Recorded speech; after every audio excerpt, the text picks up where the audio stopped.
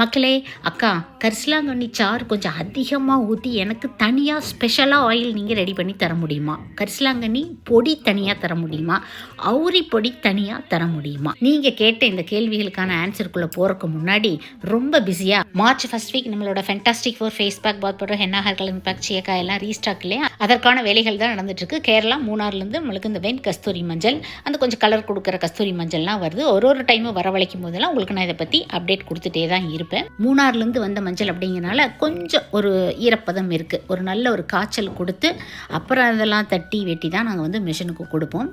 ஒரு மாதத்துக்கு மேலே வளர விட்டு எடுத்த கரும்பூலா அண்ட் அவுரி என்னோட தேவைக்கு இவ்வளோதாங்க இருக்குது.